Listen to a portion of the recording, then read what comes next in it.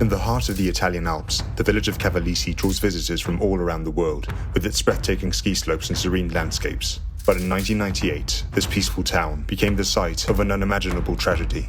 What began as a routine military training mission turned a quiet winter afternoon into a scene of devastation. What triggered this catastrophe, and who could be held accountable? This is the story of the Cavalese cable car tragedy.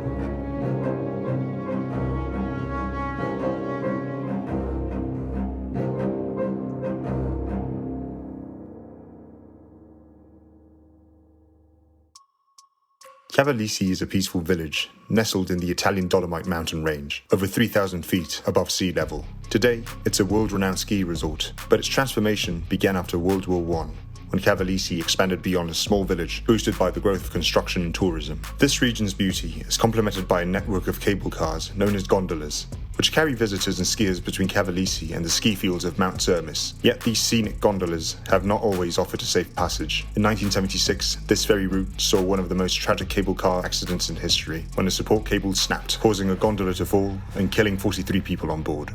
Despite this dark history, a similar tragedy would strike again in 1998 under vastly different circumstances. About 100 kilometers southeast of Cavalese lies Aviano Air Base, an Italian-owned facility also home to the US Air Force and Marine Corps Aviation. On the afternoon of February 3, 1998, a US Marine Corps EA 6-speed Prowler jet, codenamed EZ-01, took off from Aviano Air Base from a low-altitude training mission. The aircraft was under the command of Captain Richard J. Ashby and Joseph Schweitzer, accompanied by Captain Chandler Seagraves, as well as two other crew members in the back seats, William Rainey and an unnamed officer. Their missions involved a high-speed navigation exercise through the rugged and treacherous mountainous terrain of northern Italy, very close to the village of Cavalese. Around 3 p.m., a fully loaded cable car carrying 19 tourists and one operator departed from the summit of Mount Cermis, beginning its descent back to Cavalese. At precisely 3:13 p.m., flight EZ-01 entered the valley, unaware of the tragedy about to unfold. Recent regulations had been enacted, mandating that all aircraft, including military jets, maintain a minimum altitude of 2,000 feet when flying over populated areas to ensure public safety. However, EZ-01 was flying dangerously low, at just 80 meters above the ground, and at an alarming speed of 540 miles per hour, or roughly 870 kilometers per hour. As the crew navigated through the valley, the mountainous terrain and rapid speed made it challenging to maintain awareness of the surroundings. By the time the pilot spotted the cable supporting the gondola, it was too late to take effective evasive action. They attempted a sharp left turn to avoid the cable, but the jet's right wing struck the cable, severing it in an instant. As the cable snapped, the gondola fell over 80 meters to the ground. The impact was catastrophic. Most of the passengers were killed instantly upon impact, while others were crushed by the immense weight of the cable car as it struck the earth below.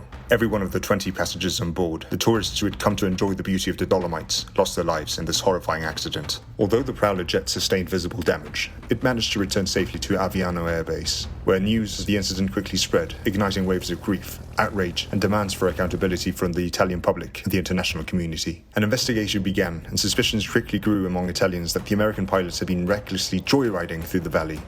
Investigations soon confirmed that the jet had been flying both too low and too fast.